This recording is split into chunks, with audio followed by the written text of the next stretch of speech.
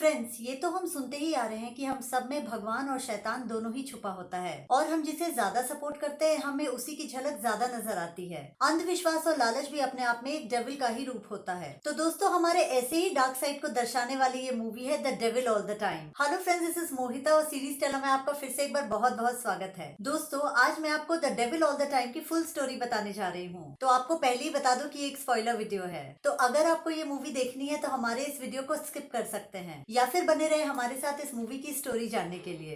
इसके पहले कि हम अपनी स्टोरी को एक्सप्लेन करें, सबसे पहले हमारे चैनल को सब्सक्राइब करें और नोटिफिकेशन बेल की घंटी दबाएं ताकि आप और हम हमेशा इस सीरीज टेलिंग से जुड़े रहें। The devil all the time एक साइकोलॉजिकल थ्रिलर मूवी है जो 16 सितंबर को नेटफ्लिक्स पे रिलीज हुई है। ये 2 घंटे 18 मिनट की मूवी है जिसे डायरेक्ट किया है एंटोनियो कैम्पस ने। इस मूवी के कैरेक्टर्स की बात की जाए तो लगभग सारे ही कैरेक्टर्स मेन कैरेक्टर्स हैं, जैसे कि हमारे favourite Spiderman Tom Holland as Arvin Russell, Robert Pattinson as Reverend, Bill as Willard Russell, Sebastian Stan as Sheriff Lee, and Harry Milling as Roy। तो बिना और देर किए लेट्स प्ले द मूवी। ये कहानी एक छोटे से जगह नॉकिम स्मिथ, वेस्ट वर्जीनिया 1957 से शुरू होती है। वहाँ रसल नाम की एक फैमिली रहती थी जिसे most of the neighbours outsiders consider करते थे। वहाँ हम विलर्ड नाम के एक आदमी को देखते हैं उसके बेटे के साथ, जो हर रोज अपने घर के पीछे एक क्रॉस के पास जाके प्रे करते हैं। यहाँ हमें पता चलता है कि विलर्ड एक सोल्जर था और फिर हम 12 साल पहले सोलोमन आइलैंड्स की कहानी देखते हैं। विलर्ड और बाकी सोल्जर्स उस आइलैंड पे किसी को ढूंढ रहे थे, तभी वहां मिलर जोन्स नाम का एक आदमी खून से लथपथ क्रूसिफाइड मिलता है। उसकी हालत बहुत बुरी है पर वो अभी जिंदा है। उसे देख सोल्जर्स बोलते हैं कि ये जैपिस ने किया है और इतना बोल के वो उसे गोली मार देते हैं। फिर हम विलर्ड को मीड ओहियो जाते हुए देखते हैं और रास्ते में एक रेस्टोरेंट में उसकी मुलाकात एक वेट्रेस से होती है और विलर्ड उस वेट्रेस से काफी आकर्षित होता है और उसे पसंद करने लगता है। उसके बाद वो घर आता है जहां वो अपनी माँ को बताता है कि वो उस वेट्रेस से प्यार करता है, जिसका वो नाम भी नहीं जानता। पर दूसरे दिन विलर्ड की माँ ईमा उसे चर्च में एक लड़की से मिलवाती है जिसका नाम हेलेन है और वो चाहती है कि विलर्ड की शादी हेलेन से हो जाए। हेलेन इस दुनिया में अकेली है। यहाँ चर्च में हम एक आदमी को देखते हैं जो कि प्रीचर है और वो लोगों को लॉर्ड और डेविल के बारे में बता रहा है, पर वो थोड़ा अजीब बिहेव करता है। फिर विलर्ड वापस उस वेट्रेस से मिलने जाता है जिसका नाम चार्लेट है और हम देखते हैं कि चार्लेट भी उसे पसंद करने लगी है। उसके बाद हम देखते हैं कि विलर्ड और चार्लेट की शादी हो गई है और उनका एक बेटा है आर्विन, और वे वही घर खरीदने की प्लानिंग कर रहे हैं जिसे हमने मूवी के शुरुआत में देखा था। फिर हम देखते हैं कि हेलेन की भी शादी हो गई है उसी सो कॉल्ड लॉर्ड से जिसका नाम रॉय है, और हेलेन की एक बेटी है लिनोरा जो कि 6-7 महीने की है। हेलेन और उसकी बेटी उस समय विलर्ड के पेरेंट्स के यहाँ होते हैं, तभी रॉय आ जाता है और हेलेन अपनी छोटी सी बेटी लेनोरा को कुछ देर के लिए ईमा के पास छोड़कर चली जाती है, ये बोलकर कि वे एक शॉर्ट ड्राइव पे जा रहे हैं। पर हेलेन कभी वापस नहीं आती है। 7 साल बाद हेलेन की बॉडी जंगलों में मिलती है। फिर हम वर्तमान की कहानी देखते हैं जब विलर्ड का बेटा आर्विन 9 साल का है। हम देखते हैं कि आर्विन को वहां के बच्चे अक्सर ही पीटते थे क्योंकि आर्विन किसी भी बड़े आदमी के रिलेशन में नहीं था। ये देख विलर्ड उसे स्ट्रॉन्ग बनकर उन बच्चों को मुंहतोड़ जवाब देने को बोलता है। फिर वो उस क्रॉस के पास जाकर गॉड से प्रे करते हैं। दूसरे दिन विलर्ड आर्विन को लेकर उन लड़कों के पास जाता है और उन्हें खूब मारता है और आर्विन को बोलता है कि उन्हें इसी तरह लोगों को जवाब देना सीखना होगा।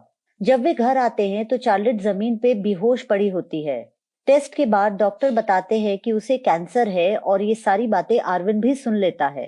ये सुनकर आर्विन बहुत दुखी होता है और विलर्ड उसे उसी क्रॉस के पास ले जाता है और बोलता है कि अगर हम मन से प्रे करेंगे तो तुम्हारी माँ को कुछ नहीं होगा। वो आर्विन को मारता भी है क्योंकि आर्विन इधर उधर देख रहा था और ठीक से प्रे नहीं कर रहा था। यहाँ चार्लेट की तबीयत और खराब होने लगती है। विलर्ड इतना अंधविश्वासी था कि गॉड को खुश करने के लिए वो अपने प्यारे कुत्ते को मार देता है और उसकी बलि चढ़ा देता है ताकि चार्लेट बच जाए।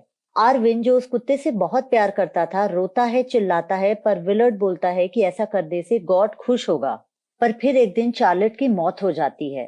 जिस दिन उन्होंने चार्लेट का क्रिमेशन किया था उसी रात एक कुत्ते की भूखने की आवाज से जब आर्विन बाहर आता है तो वो विलर्ड को उसी क्रॉस के पास मरा हुआ पाता है क्योंकि विलर्ड ने अपनी नस काट ली थी। ये सुनकर जब एक पुलिस ऑफिसर विलर्ड के घर पर आता है तो उसे पता चलता है कि आज सवेरे ही आर्विन ने अपनी माँ का ब्यूरियल किया है और अब उसके डैड ने भी आत्महत्या कर ली है। जब आर्विन उस पुलिस ऑफिसर को अपनी डैड की लाश के पास ले जाता है तो वो पुलिस ऑफिसर देखता है कि विलर्ड ने उस कुत्ते को उस क्रॉस पर टांग दिया है एज अ सैक्रिफाइस, जिसे देखकर वो चौंक जाता है। फिर हम पहले की कहानी देखते हैं जहां रॉय को एक स्पाइडर ने काट लिया है और उसने भी अंधविश्वास में अपने आप को एक क्लोजेट में 15 दिनों से बंद रखा है, ये बोलकर कि अब गॉड ही उसे ठीक करेगा। फिर अचानक एक दिन वो क्लोजेट से कुछ बड़बड़ाते हुए बाहर निकलता है। उसके बाद हम वही सीन देखते हैं जहां हेलेन लेनोरा को ईमा के पास छोड़कर रॉय और उसके हैंडीकैप भाई के साथ एक शॉर्ट ड्राइव पर जाती है।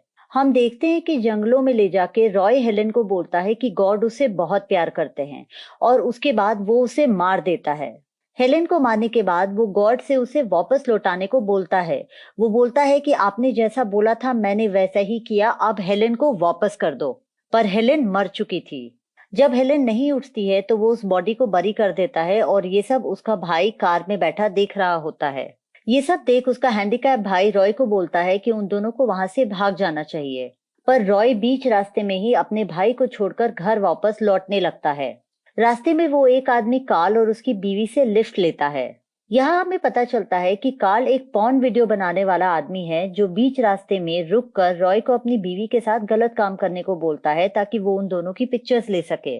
जब रॉय इस बात से इनकार करता है तो कार्ल उसे गोली मार देता है। यहाँ माँ बाप दोनों के नहीं रहने की वजह से आर्विन को विलर्ड की माँ और अपनी दादी के पास पहुंचा दिया जाता है, जहाँ हमें पता चलता है कि लेनोरा उसकी स्टेप सिस्टर है, यानी हेलेन और विलर्ड की शादी हो चुकी थी। फिर हम 1965 की कहानी देखते हैं जब आर्विन और लेनोरा बड़े हो चुके हैं और आर्विन का बर्थडे सेलिब्रेट हो रहा है। आर्विन के अंकल उसे उसकी डैडी की कुछ यादगार चीजें देते हैं जिसमें एक गन होता है और कुछ कपड़े। आर्विन लेनोरा को अपनी बहन की तरह प्यार करता है और उसे प्रोटेक्ट करने के लिए कुछ भी कर सकता है। एक दिन लेनोरा को स्कूल के कुछ लड़के टीज करते हैं और आर्विन की उनसे झड़प हो जाती है और वो लेनोरा को स्कूल के बाद इधर उधर घूमने से मना करता है। फिर एक दिन एक प्रीचर ईमा, जो कि आर्विन और लेनोरा की दादी हैं और बहुत अच्छी कुक हैं, उन्हें कुछ चीजें कुक करके लाने को बोलता है क्योंकि उसका बेटा आ रहा है शहर से और ये सब उसके वेलकम के लिए हैं। बहुत सारे लोग काफी चीजें बना के लाते हैं उस प्रीचर के बेटे को वेलकम करने के लिए। और यहाँ होती है रॉबर्ट पैटिंसन उर्फ रेवरेंड की एंट्री। क्योंकि रेवरेंड एक प्रीचर की फैमिली से है, वो बाय डिफॉल्ट प्रीचर बन जाता है और वो अपनी इस पोजीशन को काफी इंजॉय भी कर रहा होता है। वो एक अच्छा वक्ता है, इसीलिए लोग उसकी बातें सुनते हैं, उसके लिए अच्छी अच्छी चीजें बना के लाते हैं और उसकी रिस्पेक्ट करते हैं। दूसरे दिन हमेशा की तरह आर्विन लेनोरा को स्कूल से पिक करके उसकी माँ के ग्रेवयार्ड पे ड्रॉप करता है और वहां से चला जाता है, जहाँ लेनोरा की मुलाकात वापस रेवरेंड से होती है। रेवरेंड उसे एक ड्राइव पे चलने को बोलता है जहाँ वो शांति से प्रीच कर सकते हैं। यहाँ आर्विन लेनोरा को ड्रॉप करके उन लड़कों के पीछे जाता है और एक एक कर उन्हें खूब मारता है।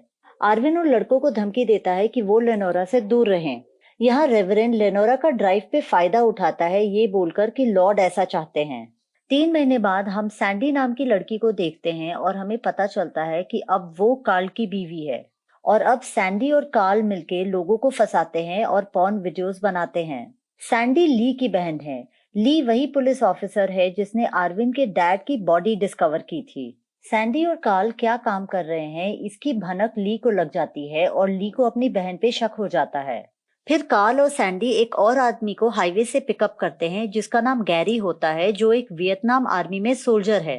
कार्ल उसके साथ भी वही करता है, उसकी और अपनी बीवी की ऑब्जेक्शनेबल पिक्चर्स लेके उसे मार देता है। पर अब सैंडी ये सब चीजों से थोड़ी अनकंफर्टेबल होती है, इसी वजह से वो गैरी के मरने की खबर पुलिस में कर देती है लाइक अ अननोन पर्सन। यहाँ लेनोरा रेवरेंड को बताती है कि वो प्रेग्नेंट है, पर वो बोलता है कि उसे कुछ याद नहीं, वो तो लॉर्ड की यादों में था। वो लेनोरा को बोलता है कि उसे किसी तरह इस बच्चे से छुटकारा पाना चाहिए। अपनी हरकतों पे लेनोरा को शर्म आती है और इस वजह से वो सुसाइड कर लेती है। अपनी बहन के सुसाइड करने पे आर्विन शॉक्ड हो जाता है और अंदर से बिल्कुल टूट जाता है। फिर एक पुलिस ऑफिसर उसे बताता है कि लेनोरा प्रेग्नेंट थी और आर्विन को रेवरेंड पे शक होता है। इसके बाद आर्विन घर छोड़ के जाने का सोचता है बिना किसी को बताए और रेवरेंड को मर्डर करने का भी प्लान बनाता है। दूसरे दिन जब रेवरेंड चर्च में अकेला होता है तो अरविंद उसे गोली मार देता है और सारे सबूत उसके पास रख देता है, जिससे उसके काले करतूतों का पता चल सके। और फिर अरविंद बिना किसी को कुछ बताए वहां से भाग जाता है। हाईवे पे अरविंद की कार खराब हो जाती है और उसे वापस कार्ल और सैंडी लिफ्ट देते हैं। प्लान के मुताबिक कार्ल और सैंडी हाईवे पे एक जगह रुकने का बहाना करते हैं, पर अरविंद को उनकी हरकतों पे शक होता है और वो कार्ल के पॉकेट में गन भी देख लेता है। रुकते के साथ कार्ल जैसे ही गन निकालता है, अरविंद उसे शूट करके मार देता है। कार्ल के खिलाफ कोई सबूत ना रह जाए इसीलिए कार्ल सैंडी को शूट कर देता है। फिर अरविंद कार्ल के पॉकेट से सैंडी की कुछ न्यूड पिक्चर्स लेता है और रील भी। ये सब लेके वो वहां से भाग जाता है। यहाँ ली को उसकी बहन और ब्रदर इन लॉ के मर्डर के बारे में पता चलता है। उनका मर्डर किसने किया ये जानने के लिए ली सैंडी के घर जाता है, जहाँ उसे सारी पिक्चर्स, वीडियोस और रील्स मिल जाती हैं। उसकी बहन और ब्रदर इन लॉ की बदनामी ना हो इसकी वजह से वो सारे पिक्चर्स और रील जला देता है। यहाँ ली को उस प्रीचर रेवरेंड के मर्डर के बारे में पता चलता है और जिस ढंग से अरविंद ने उस प्रीचर को मारा था उसी ढंग से उसने उस दोनों को मारा था। इस वजह से ली को अरविंद पे शक हो जाता है और वो अरविंद को पागलों की तरह ढूंढने लगता है। यहाँ अरविंद अपने डैड के ओल्ड हाउस आता है। वो उस क्रॉस के पास बैठा ही होता है कि ली उसे ढूंढता हुआ पहुंच जाता है। ली की आवाज सुन के वो जंगलों में छुप जाता है। यहाँ अरविंद को पता चल चुका था कि सैंडी ली की ही बहन थी और ली वही पुलिस ऑफिसर था जो उसके डैड के सुसाइड के रात आया था।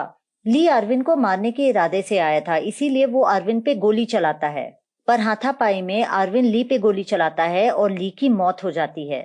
ली के मरने के बाद वो और इस तरह होता है एक डार्क साइकोलॉजिकल थ्रिलर मूवी का अंत। तो आइए अब इस मूवी की हाइलाइट्स की बात कर ली जाए। टॉम हॉलैंड उर्फ अरविंद के साथ साथ बाकी सारे कैरेक्टर्स की एक्टिंग बहुत अच्छी है। डायरेक्टर ने सारे कैरेक्टर्स के डार्क साइड को काफी अच्छे से पर्दे पे उतारा है। इस मूवी में मल्टीपल कैरेक्टर्स है और मल्टीपल स्टोरीज पैरेलली रन करती है, पर जिस तरीके से डायरेक्टर ने हर एक कैरेक्टर पे फोकस रखा है वो काबिले तारीफ है। इस स्टोरी की मैसेजिंग बहुत स्ट्रॉन्ग है और उसे दर्शाने का तरीका भी। So in total is a well made movie. तो चलिए अब इस मूवी के वीक पॉइंट्स भी डिस्कस कर लेते हैं। क्योंकि ये एक डार्क साइकोलॉजिकल थ्रिलर मूवी है, ये एक नीश ऑडियंस को टारगेट करती है। Hence this movie is not for the mass. इस मूवी में काफी वॉयलेंस, डिस्टर्बिंग और ऑब्जेक्शनेबल सीन्स हैं, जो कि आप फैमिली के साथ तो नहीं ही देख सकते हैं, पर काफी लोगों को शायद ये पसंद भी ना आए। ये मूवी हमें एंटरटेन करने के लिए नहीं बल्कि लोगों के डार्क साइड्स दिखाने के लिए बनाई गई है। So it can be disturbing for the audience. इस मूवी की लेंथ बहुत ज्यादा है और स्टोरी की पेस बहुत स्लो, जो कि आपको बोर कर सकती है। क्योंकि इस मूवी में हर एक कैरेक्टर्स पे काफी फोकस किया गया है, इस मूवी का ओवरऑल ऑब्जेक्टिव कंफ्यूजिंग लगता है। इतनी लंबी मूवी होने के बावजूद भी इस मूवी का एंड बहुत अब्रप्ट है। तो इस साइकोलॉजिकल थ्रिलर के लिए, सारे एक्टर्स की बेहतरीन एक्टिंग के लिए, हमें गॉड और डेविल और भक्ति और अंधविश्वास का एक ट्विस्टेड वर्जन देने के लिए मैं इस मूवी को 5 में से 3 स्टार्स देती हूँ। तो फ्रेंड्स, सीरीज टेला पे हम जल्दी ही वापस लौटेंगे एक नए वीडियो के साथ। तब तक के लिए take care and stay safe.